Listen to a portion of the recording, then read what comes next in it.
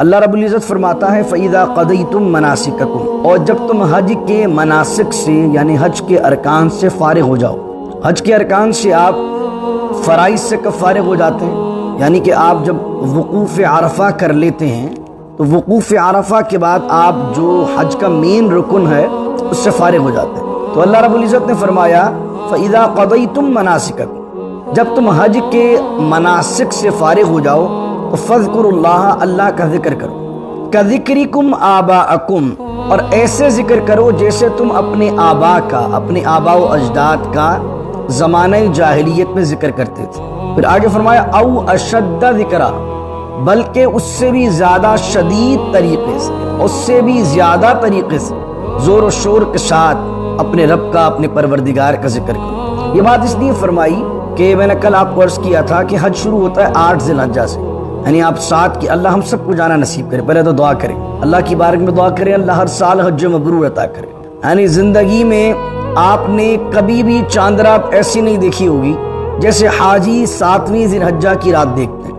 اللہ بار بار وہ منظر دکھا، کیا خوبصورت منظر مکے کا ہوتا ہے، کیا خوبصورت منظر ان وادیوں کا ہوتا ہے کہ 7ویں ذی الحجہ ہے، ہر شخص تیار ہو کر، اور کیا پہن کر آئے گا تیار ہو کر؟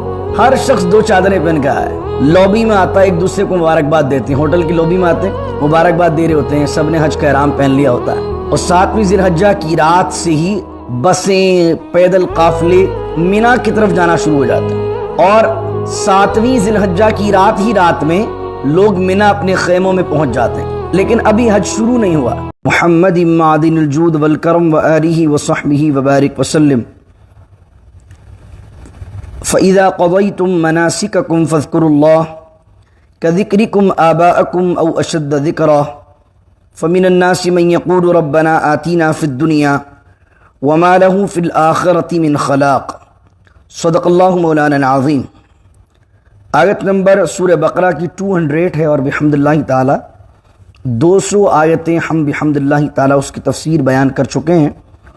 اللہ رب العزت فرماتا ہے فَإِذَا قَضَيْتُم مَنَاسِكَكُمْ، اور جب تم حج کے مناسک سے یعنی حج کے ارکان سے فارغ ہو جاؤ۔ حج کے ارکان سے آپ فرائض سے کب فارغ ہو جاتے ہیں؟ یعنی کہ آپ جب وقوف عرفہ کر لیتے ہیں تو وقوف عرفہ کے بعد آپ جو حج کا مین رکن ہے اس سے فارغ ہو جاتے ہیں۔ تو اللہ رب العزت نے فرمایا فَإِذَا قَضَيْتُم مَنَاسِكَكُمْ، جب تم حج کے مناسک سے فارغ ہو جاؤ تو فَاذْكُرُوا اللَّهَ، اللہ کا ذکر کرو، كَذِكْرِكُمْ آبَاءَكُمْ، اور ایسے ذکر کرو جیسے تم اپنے آبا کا، اپنے آبا و اجداد کا زمانہ جاہلیت میں ذکر کرتے تھے۔ پھر آگے فرمایا او اشد ذکرا، بلکہ اس سے بھی زیادہ شدید طریقے سے، اس سے بھی زیادہ طریقے سے زور و شور کے ساتھ اپنے رب کا، اپنے پروردگار کا ذکر کرو۔ یہ بات اس لیے فرمائی کہ میں نے کل آپ کو عرض کیا تھا کہ حج شروع ہوتا ہے 8 ذی الحجہ سے، یعنی آپ 7 کی، اللہ ہم سب کو جانا نصیب کرے۔ پہلے تو دعا کریں، اللہ کی بارگاہ میں دعا کریں اللہ ہر سال حج مبرور عطا کرے۔ یعنی زندگی میں آپ نے کبھی بھی چاند رات ایسی نہیں دیکھی ہوگی جیسے حاجی 7ویں ذی الحجہ کی رات دیکھتے ہیں۔ اللہ بار بار وہ منظر دکھائے، کیا خوبصورت منظر مکے کا ہوتا ہے، کیا خوبصورت منظر ان وادیوں کا ہوتا ہے کہ 7ویں ذی الحجہ ہے، ہر شخص تیار ہو کر، اور کیا پہن کر آئے گا تیار ہو کر؟ ہر شخص 2 چادریں پہن کر آئے، لابی میں آتا ہے، ایک دوسرے کو مبارکباد دیتے ہیں، ہوٹل کی لابی میں آتے ہیں مبارکباد دے رہے ہوتے ہیں، سب نے حج کا احرام پہن لیا ہوتا ہے، اور 7ویں ذی الحجہ کی رات سے ہی بسیں، پیدل قافلے مینا کی طرف جانا شروع ہو جاتے ہیں، اور 7ویں ذی الحجہ کی رات میں لوگ مینا اپنے خیموں میں پہنچ جاتے ہیں، لیکن ابھی حج شروع نہیں ہوا۔ حج کا رکن شروع ہوگا 8 کو، لیکن اتنا لاکھوں لاکھ بندہ 1-2 گھنٹے میں تو نہیں پہنچیں گے، اس لیے بسیں شروع ہو جاتی ہیں 7ویں ذی الحجہ کی رات کو۔ اب آپ سوچئے کہ لاکھوں بندہ کہاں جا رہا ہے؟ مینا۔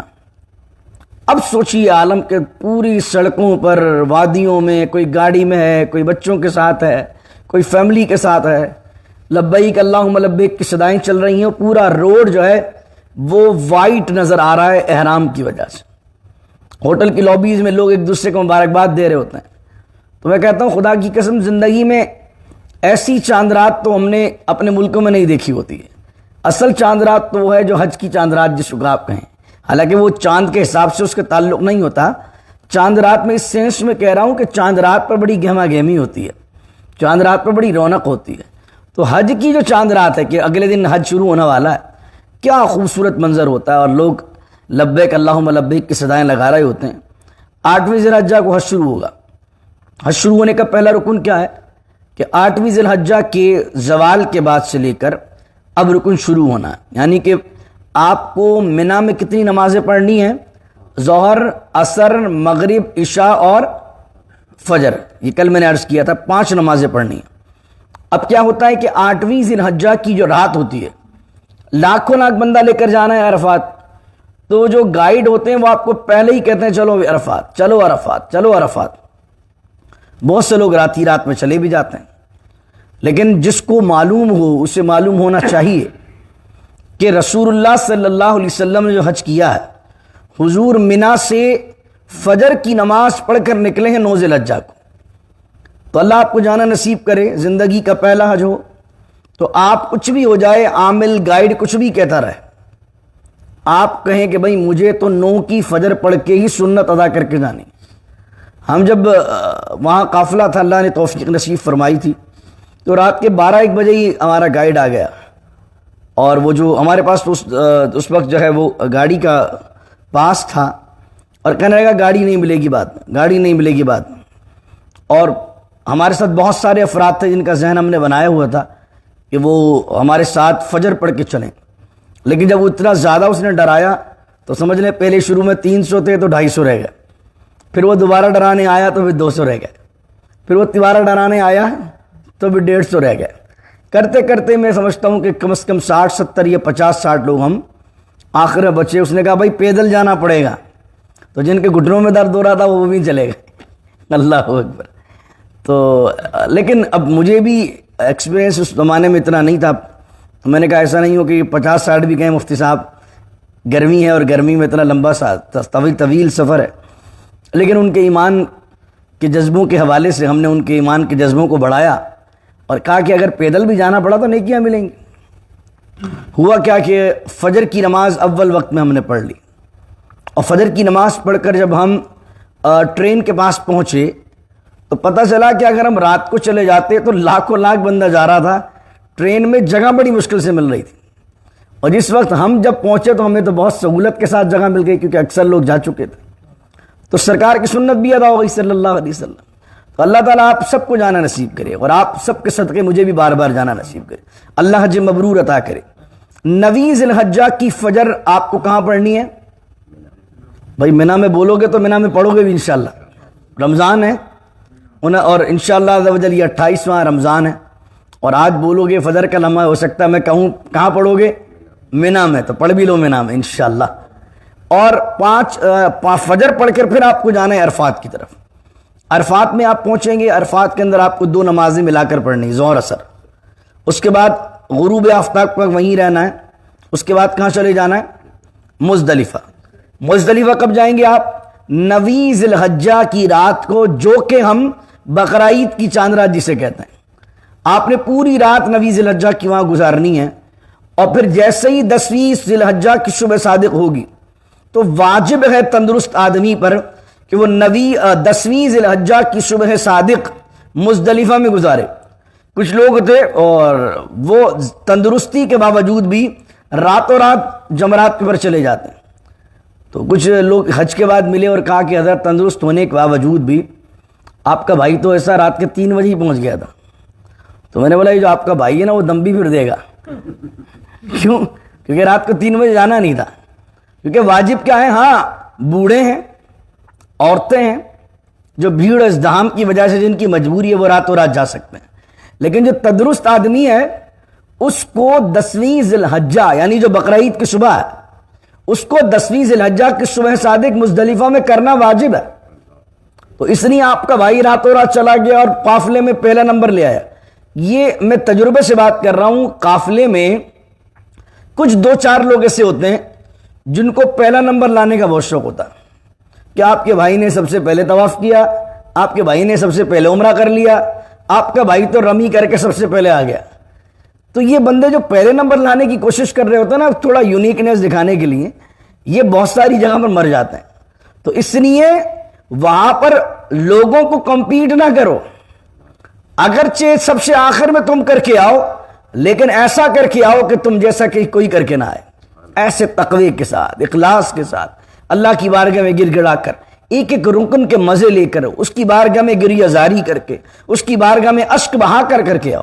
تو اگر کبھی اللہ آپ کو توفیق دے، کبھی بھی نمبر بازی لے جانے کی کوشش نہ کرے کہ سب سے پہلے میں آیا تو اب 50 لوگوں میں جب میں بتاؤں گا کہ میں کر کے آیا ہوں تو لوگ میرے نعرے لگائیں گے، یہ ریاکاری ہے، یہ دکھاوا ہے، یہ کس کو بتائیں گے آپ کہ میں پہلے کر کے آیا ہوں۔ یہ لوگوں میں عادت ہوتی ہے اور آپ سمجھتے ہیں اس طرح کے لوگ ملتے ہیں، تو اس طرح اللہ ہمیں بچائے۔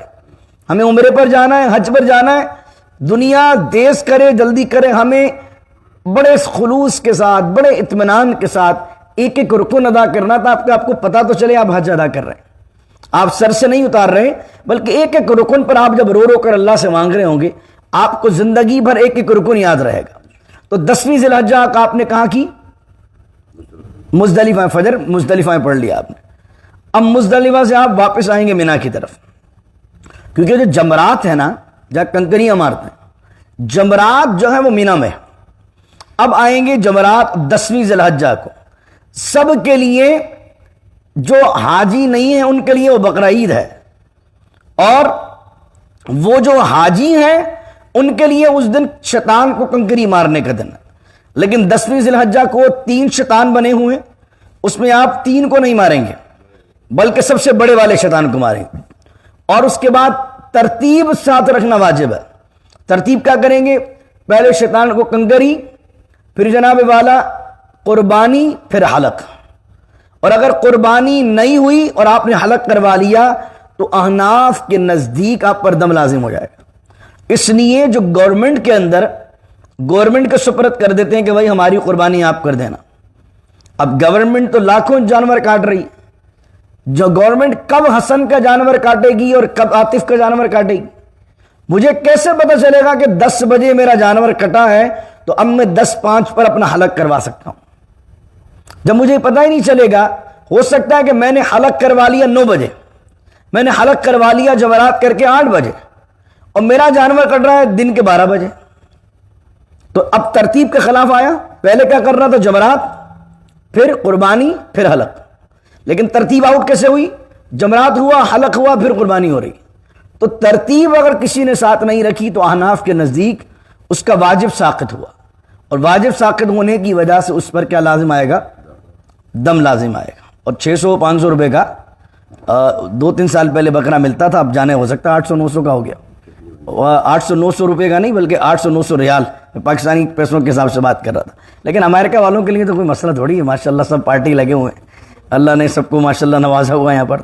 تو ڈالر میں کنورٹ کریں گے تو کم ہی ہوگا۔ تو وہ تو ہمارے جو ویورز ہیں جو بیچارے دیکھ رہے ہیں ہندوستان پاکستان سے، وہ بیچارے لگائیں گے کہ کتنے ریال بن گئے، اللہ اکبر۔ ہم تو جو ہے وہ ڈالر میں کمی کی طرف جائیں گے نا۔ تو بات میں عرض کر رہا تھا کہ اب آپ نے مینا گزارا دن، جمرات کر لیا آپ نے، حلق کر لیا آپ نے، آپ حج کے اہم رکن سے فارغ ہوئے۔ اب کیا ہوا؟ اب زمانے جاہلیت میں کیا کرتے تھے لوگ؟ یہ سارا کام کرنے کے بعد اب آ جاتے مینا کے اندر۔ مینا کے اندر آ کر کیا کرتے؟ پورے دن ان کی محفل لگتی، شاعر آ جاتے، بڑے بڑے لوگ آتے اور کہتے بھائی فلاں برادری کی تعریف کرو۔ جس طرح بہت سی قوموں کے میراثی ہوتے ہیں نا، جو قوموں کی بڑی تعریف بیان کرتے ہیں کہ ان کا دادا ایسا تھا، ان کا پردادا ایسا تھا، یہ قوم ایسی، اب وہ شاعری ہوتی تھی وہاں پر۔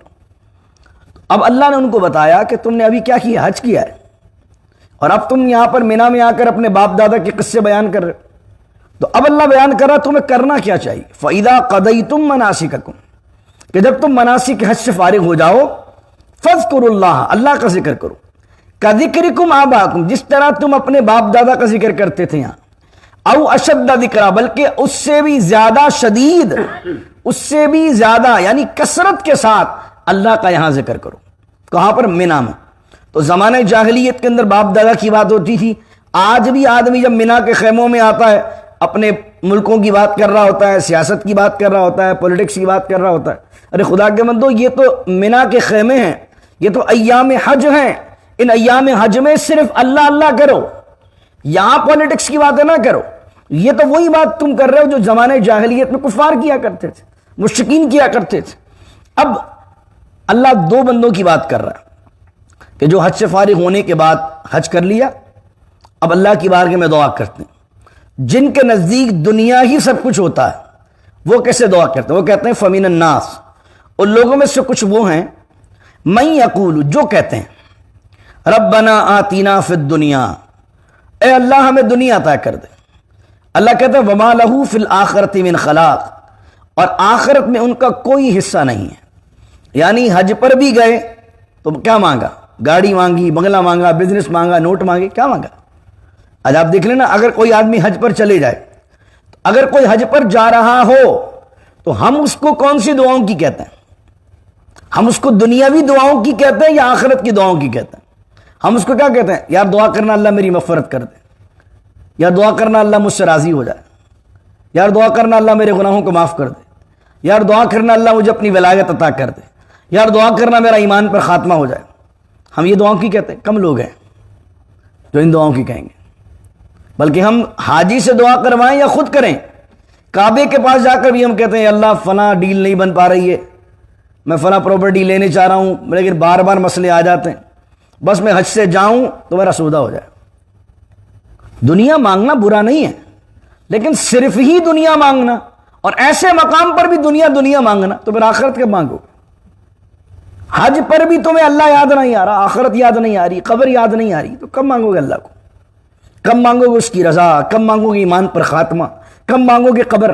تو اللہ کہہ رہا فمن الناس، ان لوگوں میں سے جو وہ ہیں جو کہتے ہیں ربنا آتینا فی الدنیا، اے اللہ میں دنیا دے دے. اللہ فرماتا وما لہ فی الآخرۃ من خلاق، ان کا آخرت میں کوئی حصہ نہیں.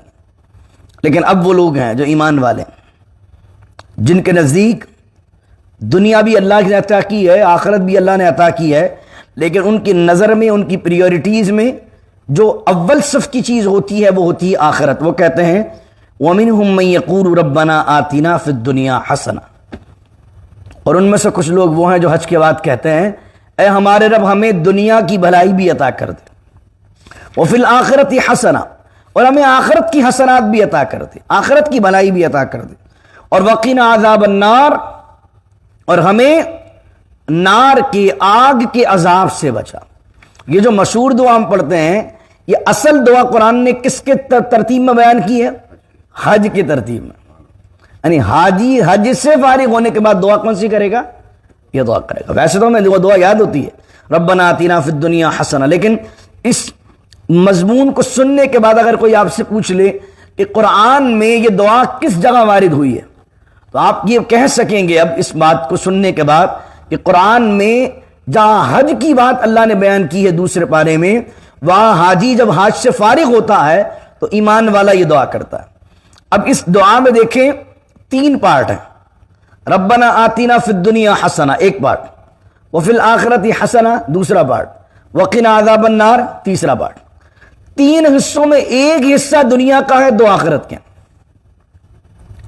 ایک حصہ دنیا کا ہے، 2 آخرت کے. یہی بتا دیتے ہیں کہ آخرت تمہیں دعا میں کتنی مانگنی چاہیے اور دنیا کتنی مانگنی چاہیے. ربنا آتینا فی الدنیا حسنہ یہ ہو گئی دنیا، وفی الآخرۃ حسنہ آخرت ہو گئی، وقنا عذاب النار یہ بھی دنیا نہیں، یہ بھی قبر، یہ بھی آگ کا عذاب. تو اب کیا کیا؟ دنیا کی بھلائی، آخرت کی بھلائی، اور ساتھ ساتھ یہ کہ جب اپنے گناہ یاد آئیں تو آدمی عذاب الہی سے بھی ڈرے. اسی طریقے سے یہاں پر علماء نے لکھا کہ ایسے صوفیہ جو جاہل صوفی اپنے آپ کو بنے، علامہ غلام رسول سعیدی صاحب نے اس کی تفسیر میں لکھا کہ جو کہیں کہ ہم عبادت جنت کے لیے نہیں کرتے، ہم عبادت اس لیے نہیں کرتے کہ دوزخ سے بچ جائیں. فرمایا یہ جاہل صوفیوں کا غلط نظریہ ہے، کیونکہ جہنم سے پناہ مانگنا یہ اس کے مترادف ہے کہ آپ اللہ کی ناراضگی سے پناہ مانگ رہے ہیں، اور جہنم سے ڈرنا اور جہنم سے پناہ مانگنا یہ قرآن نے سکھایا. معاذ اللہ جہنم کے عذاب پر لوگ جو ہے وہ لطیفہ بنا دیتے ہیں، الٹی سیدھی باتیں کر رہے ہوتے ہیں، جہنم کے عذاب کو معاذ اللہ ہلکا لے رہے ہوتے ہیں، حالانکہ اللہ نے ہمیں یہ سکھایا ہے کہ جہنم اتنی شدید ہے کہ ہمیں اپنی دعاؤں میں اس کے عذاب سے پناہ مانگنی چاہیے. وقنا عذاب النار. تو یہ دعا بہترین دعا ہے، اس کو اپنی ہر دعا میں شامل رکھیے۔ ایک حدیث شریف ہے جس کی سند ضعیف ہے، اس میں کہ حضور علیہ الصلوۃ والسلام نے اور دیگر صحابہ نے رکن یمانی سے اور رکن اسود تک، یعنی آپ نے حجر اسود سے شروع کیا طواف کو، چلتے چلتے چلتے آپ جو ہے وہ سیکنڈ لاسٹ کارنر تک آئے، جس کو رکن یمانی کہتے ہیں۔ رکن یمانی سے آپ جب حجر اسود تک آئیں گے، اعلیٰ حضرت نے لکھا فتح رضویہ میں 70,000 فرشتے اس دیوار پر کھڑے رہتے ہیں، اور رکن یمانی سے اور حجر اسود تک یہ دیوار جو ہے یہ مستجاب کہلاتی ہے، اور جو حاجی یہاں سے گزرتا ہے، جو طواف کرنے والا یہاں سے گزرتا ہے، جو وہ دعا کرتا ہے، یہ 70,000 فرشتے اس کی دعا پر آمین کہتے ہیں۔ تو یہاں کون سی دعا پڑھنی چاہیے مستجاب پر؟ ربنا۔ آپ دیکھیں گے جب آپ طواف کر رہے ہوں گے تو بہت سے لوگ جو قافلے کی صورت میں عربی قافلے، ٹرکش قافلے یا علماء کے ساتھ جانے والے قافلے ہوں گے، کوئی آگے گائیڈ ان کے موجود ہوتا ہے، وہ جیسے ہی رکن یمانی تک پہنچتے ہیں تو حجر اسود تک جاتے ہوئے زور سے کہہ رہے ہوتے ہیں ربنا، پیچھے سب کہتے ہیں ربنا آتینا فی الدنیا حسنہ وفی الآخرۃ حسنہ وقنا عذاب النار۔ نبی کریم علیہ السلام، میں نے ختم القرآن میں بھی حدیث شریف پیش کی تھی، ایک شخص کہہ رہا تھا اے اللہ ساری تکلیفیں مجھے دنیا میں دے دے، آخرت میری اچھی کر دے۔ حضور نے فرمایا نادان، اللہ کی رحمت تو بہت بڑی ہے، تو دنیا کی ذلت کیوں مانگتا ہے؟ تو یہ کیوں کہتا ہے کہ دنیا مجھے مشکل ترین کے دے دے؟ تو یہ دعا کر ربنا آتینا فی الدنیا حسنہ وفی الآخرۃ حسنہ وقنا عذاب النار۔ اور یہاں یہ بھی پہلو ہے کہ دنیا میں سے بھی مجھے وہ دے جو حسنہ ہو میرے لیے، مجھے میرے لیے جو میری ذات کے لیے خیر ہے، مجھے تو پتہ ہی نہیں ہے، اللہ تو جانتا ہے نا میرے لیے خیر کیا، تو مجھے آخرت میں بھی خیر دے، مجھے دنیا میں بھی خیر دے، اور وقنا عذاب النار، اور مجھے آگ کے عذاب سے بچا لے۔ دو آیتیں پڑھتا ہوں پھر اختتام کرتا ہوں تاکہ مضمون یہ جو آج بیان کیا جا رہا ہے یہ سمٹ جائے۔ اولئک لہم نصیب مما کسبوا، یہ وہی لوگ ہیں کہ جن کا ان کی کمائی میں سے حصہ ہے، ان کی کمائی میں سے حصہ ہے۔ یہاں ایک بات یہ کہی جا سکتی ہے کہ بھائی کمائی کا تو سارا حصہ ملنا چاہیے، لیکن قرآن کہہ رہا ہے اولئک لہم نصیب، نصیب جو ہے یہ اس کا مطلب حصہ، مما کسبوا، ان کی کمائی میں سے کچھ حصہ ہے۔ تو اس سے مراد کیا ہے؟ ساری کمائی کا حصہ کیوں نہیں ہے؟ اس کا علماء نے ایک پہلو یہ بیان کیا کہ اس کی وجہ یہ ہے کہ آدمی کو یہاں ڈرایا جا رہا ہے کہ تو نے اگر نیک عمل کیا ہے تو یہ نہ سمجھ کہ تیری ہر کمائی کا تجھے اجر ملے گا، بلکہ اللہ یہ دیکھے گا کہ تیری نیت کیا تھی، اللہ یہ دیکھے گا تیری عمل کرنے کی وجہ، تیری وجہ کیا تھی۔ تو اگر جو جو وجوہات صالح ہوں گی اس کا بدلہ دیں گے تجھے، اور جو تو نے ہمارے لیے کیا ہی نہیں ہے، تو نے کیا ہی دنیا کے لیے، تو اس کمائی کا تجھے حصہ کیسے دیا جائے گا؟ اللہ اکبر۔ فرمایا واللہ سریع الحساب، اور اللہ جلدی حساب لینے والا ہے۔ یہاں یہ بات کیوں یہ بات بیان فرمائی گئی کہ اللہ رب العزت نے فرمایا نا کہ اللہ کا ذکر کرو اور یہ دعائیں مانگو، اور اللہ حساب جلدی لینے والا ہے، اور اللہ تمہاری کمائی کا بدلہ تمہیں عطا فرمائے گا۔ کسی کے ذہن میں سوال آئے کہ یار اتنے سارے بندے ہیں اور اتنے سالوں کی ان کی زندگیاں ہیں، اور اتنے سالوں میں کتنے انہوں نے اچھے و برے اعمال کیے ہوں گے، تو ایک اللہ کی ذات کو ان تمام کا حساب لینے میں کتنی دیر لگے گی؟ تو آج تو ایسے سے کمپیوٹر سسٹم، ایسے سافٹ ویئرز آ گئے ہیں کہ جو لاکھوں چیزوں کا، لاکھوں جن کے جو ہے امپلائیز ہوتے ہیں، یا پھر یہ جو ملکوں کے حساب کتاب مردم شماری کے ہوتے ہیں، ان کے پتہ ہوتے ہیں کون سے شہر میں کتنے بندے رہ رہے ہیں، کیا کرتے ہیں کیا نہیں کرتے ہیں۔ لیکن آپ سوچئے جب اللہ کا جو نظام ہے، تو فرمایا یہاں وہی بات بیان کی جا رہی واللہ سریع الحساب۔ اگر کسی کے ذہن میں سوال آئے اتنے لوگوں کا اللہ حساب لے گا کیسے؟ فرمایا واللہ سریع الحساب، اللہ بڑی جلدی حساب لے گا۔ وَاذْكُرُوا اللَّهَ فِي أَيَّامٍ مَّعْدُودَاتٍ، اور اللہ کا ذکر کرو ایام معدودات، معدودات مانے گنتی کے دن، گنتی کے دن سے مراد یہاں ہے ایام تشریق۔ ایام تشریق کون سے ہوتے ہیں؟ امام اعظم نے فرمایا 9ویں ذی الحجہ، 10ویں ذی الحجہ، 11ویں ذی الحجہ، 12ویں ذی الحجہ اور 13ویں ذی الحجہ۔ کتنے دن ہو گئے؟ 5۔ وَاذْكُرُوا اللَّهَ فِي أَيَّامٍ مَّعْدُودَاتٍ، اس آیت کے تناظر میں علماء نے لکھا کہ ایام تشریق میں تکبیر تشریق پڑھنا واجب ہے۔ تکبیر تشریق کیا ہے؟ اللہ اکبر اللہ اکبر لا الہ الا اللہ واللہ اکبر وللہ یہ تکبیر تشریق ہے۔ تو کون سی آیت کے ذریعے سے یہ حکم ہم پر آتا ہے؟ وَاذْكُرُوا اللَّهَ فِي أَيَّامٍ مَّعْدُودَاتٍ، کہ ایام معدودات میں اللہ کا ذکر کرو. تو اب ہم ایام تشریق میں جو 9 سے لے کر 13 تک ہوتے ہیں، ہر نماز کے بعد، فرض نماز کے بعد ایک مرتبہ تمام لوگوں پر باواز بلند پڑھنا واجب ہوتی مردوں پر. پھر فرمایا فمن تعجل فی یومین، اور جو تعجلہ جلدی کر لے 2 دن میں تو اس پر بھی کوئی حرج نہیں ہے. ومن تاخر فلا اثم علیہ، اور جو 2 دن سے زیادہ کر لے اس پر بھی کوئی گناہ نہیں. اب یہ 2 دن میں کر لے جلدی، یہ 2 دن کے بعد کر لے، کیا مطلب؟ اس سے مراد یہ ہے کہ میں نے جس طرح بیان کیا کہ 10ویں ذی الحجہ کو آپ کو ایک شیطان کو کنکری مارنی ہے، پھر کیا کرنا، قربانی کرنی، حلق کر لینا. اس کے بعد 12ویں ذی الحجہ تک آپ کے پاس ٹائم ہے کہ آپ کو ایک رکن اور ادا کرنا ہے، طواف زیارہ. 12ویں ذی الحجہ کی غروب آفتاب سے پہلے آپ کو طواف زیارہ کر لینا ہے. لیکن آپ کو کرنا کیا ہے، آپ کو پھر 11ویں تاریخ کو بھی رمی کرنی ہے، یعنی جمرات پر آ کر کنکریاں مارنی ہے. 10ویں کو تو آپ نے ایک شیطان کو ماری تھی نا، لیکن 11ویں کو آپ کو تینوں کو مارنی، 12ویں کو آپ کو تینوں کو مارنی. تو اللہ کہہ رہا ہے یہ جو 2 دن ہیں، 12ویں تک کسی نے کر لیا، اب وہ چاہتا ہے کہ وہ حرم چلا جائے، جا سکتا ہے. اب وہ چاہتا ہے کہ گھر چلا جائے، طواف الزیارہ بھی اس نے کر لیا، جا سکتا ہے. لیکن ومن تأخر، یعنی جس نے 2 دن کے بعد جو لوٹ آیا کوئی گناہ نہیں، آ سکتا ہے. ومن تأخر فلا اثم علیہ، لیکن کوئی 13ویں کو بھی رکنا چاہے. رسول کریم علیہ السلام کی سنت ہے کہ حضور علیہ السلام 13 ذی الحجہ کو بھی رکے. تو جو 12 کر کے چلا گیا رمی وہ بھی ٹھیک، لیکن جو زیادہ رک گیا 13 کو بھی، تو فرمایا اس میں بھی کوئی گناہ نہیں ہے. لیکن جو 2 دن رک رہا ہے، جو 3 دن رک رہا ہے، یعنی جو 12ویں ذی الحجہ تک رک رہا ہے، جو 13ویں ذی الحجہ تک رک رہا ہے، یہ دونوں کام دنیاوی مقصد کے لیے نہیں ہونا چاہیے. تم اپنی انٹینشن دیکھ لو، لمن اتقا، یہ ہونے چاہیے تقوی کے لیے. پھر فرمایا واتقوا اللہ، ان تمام باتوں کے بعد فرمایا اللہ سے ڈرو.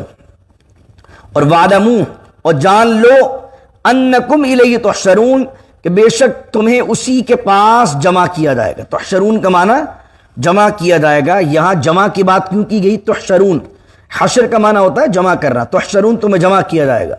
کیوں کہی گئی؟ اس لیے کہ تم عرفات میں جمع ہوئے، تم منا میں جمع ہوئے، تم جمرات پر جمع ہوئے، تم مزدلفہ میں جمع ہوئے.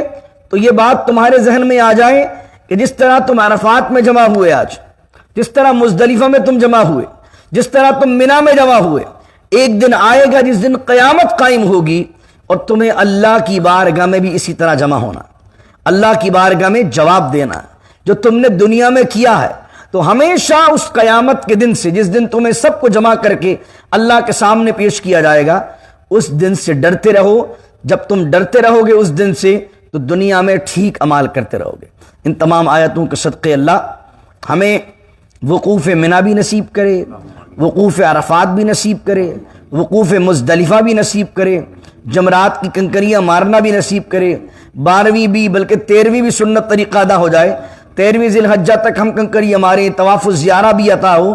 یہ جو حج کا پورا ایک سلسلہ ہے، یقیناً باتیں سنتے ہیں آدمی کو اتنا مزہ آتا ہے، تو اب جب آدمی پریکٹیکلی اس کو ادا کرے گا ایک ایک رکن کو تو کیا مزہ آئے گا.